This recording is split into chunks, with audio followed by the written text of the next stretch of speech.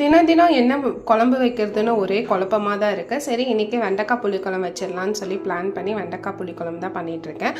கொஞ்சமாக நல்லெண்ணெய் ஊற்றி வெண்டைக்காவை வந்து சின்ன சின்னதாக கட் பண்ணி நல்லா வதக்கிக்கலாம். அந்த கேப்பில் பாப்புக்குட்டி பாப்கார்ன் கேட்டு ஒரே அழுகாச்சு. ஸோ அந்த கேப்பில் நல்லா வெண்டைக்காய் வதங்கிடுச்சு. எண்ணெய் கொஞ்சம் பத்தாத மாதிரி இருந்துச்சு. கொஞ்சமாக ஆட் பண்ணி கடுகு வெந்தயம் போட்டு நல்லா பொரிஞ்சு வந்தோடனே ஒரு கைப்பிடி அளவு சின்ன வெங்காயம், 4 பல்லு பூண்டு, கொஞ்சமாக கருவேப்பிலை ஆட் பண்ணி நல்லா வதக்கிட்டு ஒரு மீடியம் சைஸ் தக்காளி போட்டு வதக்கலாம். அந்த கேப்பில் பாப்கார்ன் நல்லா வந்துருச்சு. பாப்குட்டி கொடுத்தோடனே மசாலாஸ் ஆட் பண்ணிக்கலாம். கொஞ்சம் மஞ்சள் தூள், சாம்பார் தூள், சில்லி பவுட்ரு, அதுக்கப்புறம் ஒரு டேபிள் ஸ்பூன் கொரியண்டர் பவுட்ரு போட்டு நல்லா வதக்கிட்டு அது கூட வெண்டைக்காய் போட்டு நல்லா வதக்கிட்டு புளி தண்ணி ஊற்றி நல்லா வந்து காய் வேக விட்டுடலாம். அது வேகிற கேப்பில் மிக்ஸி ஜார் எடுத்து ஒரு கைப்பிடி அளவு தேங்காய், 1/2 டேபிள் ஸ்பூன் சீரகம், மிளகு தண்ணி ஊற்றி மையாக அரைச்சி எடுத்துக்கலாம். அதை ஆட் பண்ணிவிட்டு குழம்புக்கு எந்த அளவுக்கு தண்ணி தேவையோ அதே ஆட் பண்ணி உப்பு ஆட் பண்ணி நல்லா ஒரு கொதி விட்டு இறக்குனீங்கன்னா சூப்பரான வெண்டைக்காய் புளிக்குழம்பு.